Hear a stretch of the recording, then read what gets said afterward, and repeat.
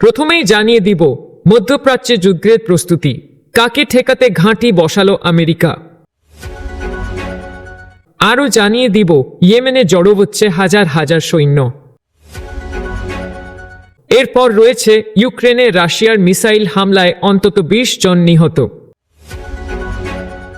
নিজের দলে বড় সংস্কার আনতে চলেছেন ইমরান খান।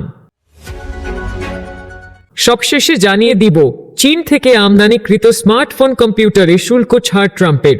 বিস্তারিত জানতে হলে ভিডিওটি শেষ পর্যন্ত দেখুন। সাবস্ক্রাইব করুন আমাদের চ্যানেল, কারণ সামনে আসছে আরও চাঞ্চল্যকর তথ্য। মধ্যপ্রাচ্য এখন যেন এক বিশাল আগ্নেয়গিরি, আর সেই আগ্নেয়গিরির ওপর একের পর এক রন্তরী যুদ্ধবিমান আর সৈন্য নামিয়ে দিচ্ছে যুক্তরাষ্ট্র। কিন্তু প্রশ্ন একটাই, এত যুদ্ধের প্রস্তুতি কিসের জন্য? কার বিরুদ্ধে এই ভয়ঙ্কর সামরিক জোর প্রদর্শন? নাকি ইসরায়েলের নিরাপত্তা নিয়ে নতুন করে তৈরি হচ্ছে মহাযুদ্ধের মঞ্চ? সম্প্রতি যুক্তরাষ্ট্রের সাবেক প্রেসিডেন্ট ডোনাল্ড ট্রাম্প এমন কিছু বক্তব্য দিয়েছেন যা গোটা বিশ্বকে শঙ্কায় ফেলে দিয়েছে। তিনি প্রকাশ্যেই হুমকি দিয়েছেন, আমি ইরানের হাতে পারমাণবিক বোমা দেখতে চাই না। তারা যদি চুক্তিতে না আসে তাহলে এমনভাবে বোমা ফেলব যা তারা আগে কখনো দেখেনি। এই হুমকির পেছনে লুকিয়ে আছে ভয়ঙ্কর এক বাস্তবতা। যুক্তরাষ্ট্র বিশ্বাস করে ইরান গোপনে পারমাণবিক অস্ত্র তৈরি করছে, যদিও তেহরান বারবার বলছে তাদের কর্মসূচি শুধুই শান্তিপূর্ণ। তবে বাস্তবতা হলো মধ্যপ্রাচ্যে মার্কিন সামরিক ঘাঁটিগুলোর সংখ্যা বাড়ছেই। সেখানে মোতায়েন করা হচ্ছে হাজার হাজার সেনা, যুদ্ধজাহাজ, রংতরী, এমনকি দূরপাল্লার বোমারু বিমান। দিয়াগো গার্সিয়া দ্বীপে মোতায়েন করা হয়েছে ভয়ঙ্কর B2 স্পিরিট বোমারু বিমান, যেগুলো একবার হামলা চালালে গোটা এলাকা ধ্বংস হয়ে যেতে পারে। একই সময়ে মার্কিন বিমানবাহী রণতরী USS কার্ল ভিনসন ও USS হ্যারি এস ট্রুম্যান মধ্যপ্রাচ্যের সমুদ্রে প্রস্তুত। তাদের সঙ্গে আছে সাবমেরিন, যুদ্ধজাহাজ ও একাধিক পেট্রোল ইউনিট। সব মিলিয়ে প্রশ্ন একটাই, এই সামরিক মহড়ার টার্গেট কি ইরান, নাকি পুরো অঞ্চলেই যুদ্ধের আগুন ছড়িয়ে দিতে চায় যুক্তরাষ্ট্র? তথ্য বলছে বাহরাইন, কুয়েত, সৌদি আরব, ওমান সব জায়গায় মার্কিন ঘাঁটি যেন ঘিরে ফেলেছে ইরানকে। এমনকি ইরাক ও সিরিয়াতেও রয়েছে মার্কিন সেনা। এখন প্রশ্ন হচ্ছে, এ কি কেবল শক্তির প্রদর্শনী, নাকি বড় কোনো সংঘর্ষের সূচনা? ইসরায়েলকে রক্ষা করা যুক্তরাষ্ট্রের প্রাধান্য হলেও ইরানকে ঘিরে এই ভয়াবহ প্রস্তুতি কি শেষ পর্যন্ত বিশ্বযুদ্ধের দিকে নিয়ে যাবে আমাদের? চুক্তি না হলে কি শুরু হবে ভয়ঙ্কর যুদ্ধ, নাকি এটা কেবল চাপ প্রয়োগের একটি কৌশল?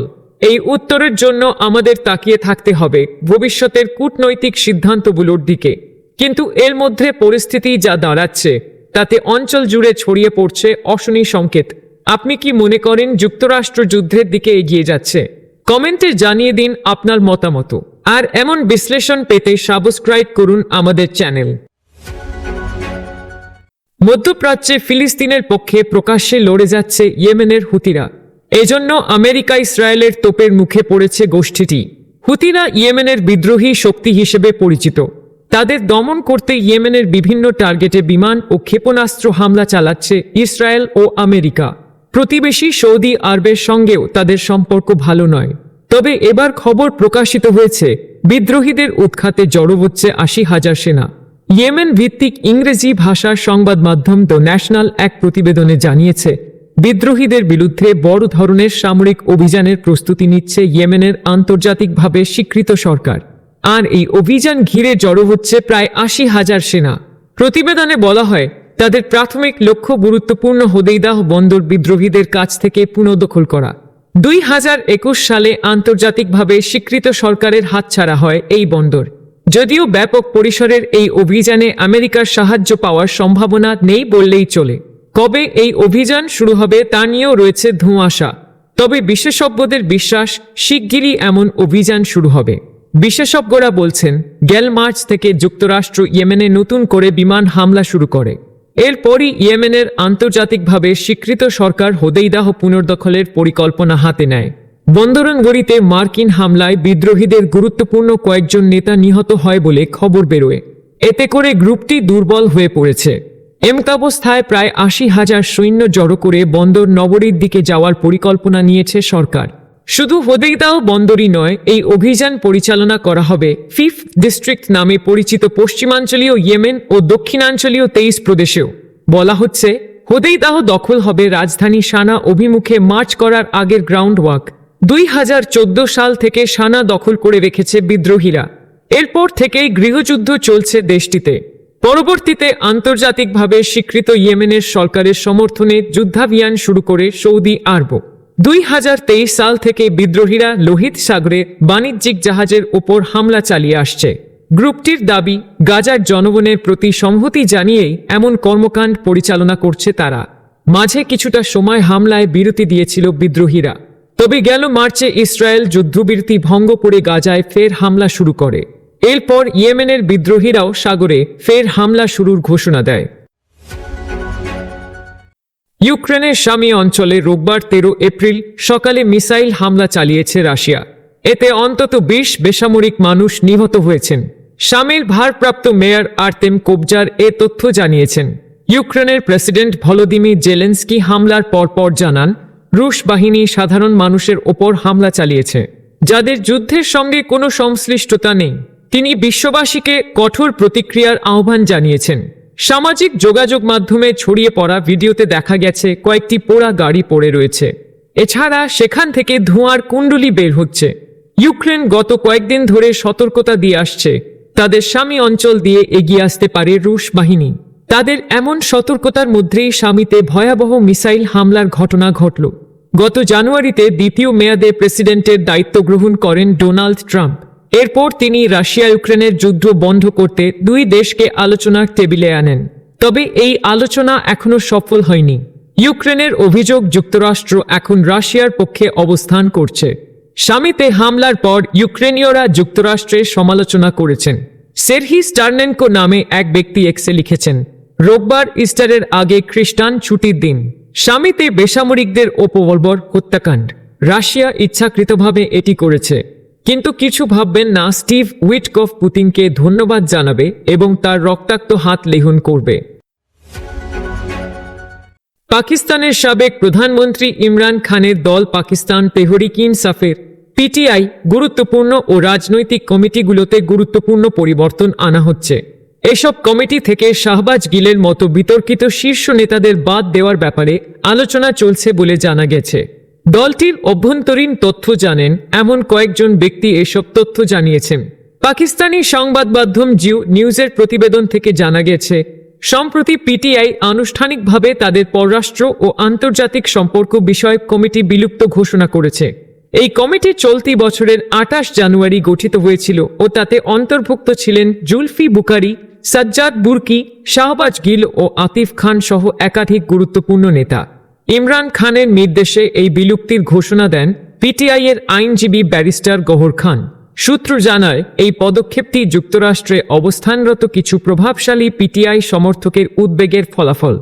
এসব প্রবাসী নেতা কমিটির কার্যক্রমের দিকনির্দেশনা নিয়ে অসন্তোষ প্রকাশ করেছিলেন। জানা গেছে, পিটিআই-এর পররাষ্ট্র বিষয়ক কমিটি নানা কাজের বিষয়ে যেভাবে দিকনির্দেশনা দিচ্ছিল তা নিয়ে ও দলটির বিদেশ শাখা পিটিআই চ্যাপ্টার্স এর বিভিন্ন কর্মসূচি নিয়ে প্রবাসী নেতাদের মধ্যে উদ্বেগ সৃষ্টি হয়েছিল। তারা উদ্বেগ জানিয়ে ইমরান খানের কাছে গোপন বার্তাও পাঠিয়েছিলেন। পিটিআই-এর যুক্তরাষ্ট্র শাখার সদস্যদের মধ্যে পাকিস্তানের সামরিক বাহিনীর প্রতি অবস্থান নিয়ে মতভেদ দিন দিন প্রকট হয়ে উঠছে।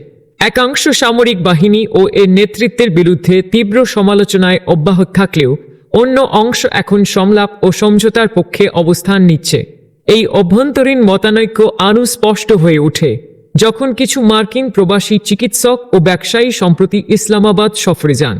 সেখানে তারা একজন উচ্চপদস্থ সরকারি কর্মকর্তার পাশাপাশি আদিয়ালা জেলে বন্দী ইমরান খানের সঙ্গেও সাক্ষাৎ করেন। এই সফরকে অনেকেই সামরিক বাহিনীর সঙ্গে পিটিআই-এর সম্পর্ক মেরামতের একটি প্রচেষ্টা হিসেবে দেখছেন, তবে দলটির কট্টরপন্থীরা এটিকে সমালোচনার চোখে দেখছেন। দলের উচ্চ পর্যায়ের নেতারা মনে করছেন, যতদিন না পিটিআই-এর সোশ্যাল মিডিয়া ইউনিট ও দলীয় সদস্যদের অনেকে সরাসরি সামরিক নেতৃত্বকে আক্রমণ করা থেকে বিরত থাকে, ততদিন সংলাপের পরিবেশ তৈরি হবে না। তাই দলীয় কাঠামো পুনর্গঠন ও বিতর্কিত সদস্যদের অপসারণের প্রস্তাবকে বৃহত্তর কৌশলগত রূপান্তরের অংশ হিসেবে দেখা হচ্ছে। এই রদবদলের মাধ্যমে পিটিআই তাদের ভবিষ্যৎ রাজনৈতিক কৌশল পুনর্বিন্যাস করতে চাচ্ছে। বিশেষ করে দলটির প্রধান লক্ষ্য বর্তমানে ইমরান খানের মুক্তির জন্য যথাসম্ভব কূটনৈতিক ও রাজনৈতিক চাপ প্রয়োগ করা। এদিকে এই পুনর্গঠনের ফলে পিটিআই এর ভেতরে ও বাইরে বিভিন্ন পক্ষের প্রতিক্রিয়া আসবে বলে রাজনৈতিক বিশ্লেষকরা মনে করছেন। দলটির নেতৃত্ব ও কর্মী পর্যায়ে এখনও অনিশ্চিত সময় পার করছে, যেখানে ইমরান খানের মুক্তি ও সামরিক বাহিনীর সঙ্গে সম্পর্ক পুনর্গঠনের মতো গুরুত্বপূর্ণ ইস্যু সামনে রয়েছে। চীন থেকে আমদানি হওয়া স্মার্টফোন, কম্পিউটার সহ কিছু ইলেকট্রনিক পণ্যের ওপর নতুন শুল্ক ছাড় দিয়েছে মার্কিন প্রেসিডেন্ট ডোনাল্ড ট্রাম্পের প্রশাসন। স্থানীয় সময় গত শুক্রবার 11 এপ্রিল রাতে যুক্তরাষ্ট্রের কাস্টমস অ্যান্ড বর্ডার প্রোটেকশন একটি নোটিশ প্রকাশ করে জানায়, এই পণ্যগুলোকে ট্রাম্পের ঘোষিত 10% বৈশ্বিক শুল্ক এবং চীনা পণ্যের ওপর আরোপিত 125% শুল্ক থেকে অব্যাহতি দেওয়া হচ্ছে। যুক্তরাষ্ট্রের প্রযুক্তি কোম্পানিগুলো আশঙ্কা করেছিল চীনে তৈরি এসব পণ্যের দাম বহুগুণ বেড়ে যেতে পারে। সেই উদ্বেগের পরিপ্রেক্ষিতেই এই ছাড় দেওয়া হলো।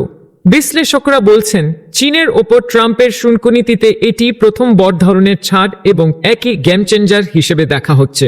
ছাড় দেওয়া পণ্যের মধ্যে রয়েছে smartphone, laptop, chipset, semiconductor, memory card এবং সোলার সেল।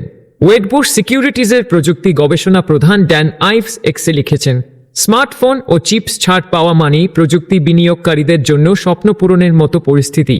এর ফলে অ্যাপল, এনভিডিয়া, মাইক্রোসফট সহ বড় প্রযুক্তি কোম্পানিগুলো স্বস্তির নিঃশ্বাস ফেলছে। হোয়াইট হাউস জানিয়েছে, এই ছাড় দেওয়া হয়েছে যেন কোম্পানিগুলো উৎপাদন দ্রুত যুক্তরাষ্ট্রে স্থানান্তর করতে পারে। হোয়াইট হাউসের প্রেস সেক্রেটারি ক্যারোলিন লেভিট বলেন, প্রেসিডেন্ট ট্রাম্প স্পষ্ট করে দিয়েছেন, যুক্তরাষ্ট্র চীনের ওপর নির্ভর করে সেমিকন্ডাক্টর, চিপ, স্মার্টফোন, ল্যাপটপের মতো গুরুত্বপূর্ণ প্রযুক্তি পণ্য তৈরি করবে না। লেভিট আরও জানান, প্রেসিডেন্টের নির্দেশে এসব কোম্পানি এখন জোরেশোরে যুক্তরাষ্ট্রেই উৎপাদনের জন্য কাজ শুরু করেছে। ফ্লোরিডায় অবস্থানরত প্রেসিডেন্ট ট্রাম্প বলেন, চীনের ওপর উচ্চ শুল্ক আরোপে আমি পুরোপুরি স্বাচ্ছন্দ্য বোধ করছি। আমি মনে করি এর ফলাফল ইতিবাচক হবে। তবে হোয়াইট হাউসের deputy chief of staff Stephen Miller জানান, চীনের বিরুদ্ধে ফেন্টানিল সম্পর্কিত 20% শুল্ক এখনও কার্যকর থাকবে এসব ইলেকট্রনিক পণ্যের উপর। কয়েকটি গবেষণা বলছে, যদি শুল্ক সম্পূর্ণভাবে কার্যকর হতো তাহলে যুক্তরাষ্ট্রে আইফোনের দাম 3 গুণ পর্যন্ত বেড়ে যেতে পারত। কাউন্টারপয়েন্ট রিসার্চ জানায়, গত বছর মার্কিন বাজারে আইফোনের বিক্রির অর্ধেকের বেশি অ্যাপলের দখলে ছিল, আর যুক্তরাষ্ট্রে বিক্রি হওয়া আইফোনের 80% এখনও চীনে তৈরি হয়, বাকি 20% ভারতে। চীনের ওপর নির্ভরতা কমাতে অ্যাপল ও স্যামসাং উভয়ই তাদের উৎপাদন সরবরাহের বিকল্প খুঁজছে। ভারত ও ভিয়েতনাম এখন এই নতুন উৎপাদন কেন্দ্রের তালিকায় শীর্ষে। প্রতিবেদন অনুযায়ী শুল্ক কার্যকর হওয়ার পর অ্যাপল ভারতের উৎপাদন আরও বাড়ানোর পদক্ষেপ নিয়েছে। এই সপ্তাহে ট্রাম্প বিশ্বজুড়ে নতুন উচ্চ শুল্ক আরোপের ঘোষণা দিয়েছিলেন।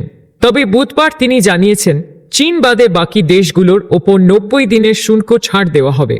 চীনের ওপর শুল্ক বাড়িয়ে 145% করার পেছনে যুক্তি হিসেবে ট্রাম্প বলেন, চীন পাল্টা 84% শুল্ক আরোপে প্রস্তুত ছিল, আর যে দেশগুলো পাল্টা শুল্ক দেয়নি তারা জুলাই পর্যন্ত 10% হারে শুল্ক দেবে।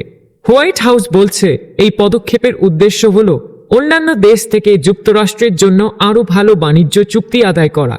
ট্রাম্প বলেছেন, তার আমদানি শুল্ক নীতির লক্ষ্য হচ্ছে বিশ্ব বাণিজ্যে অন্যায্যতা রোধ করা এবং যুক্তরাষ্ট্রে চাকরি ও কারখানা ফিরিয়ে আনা।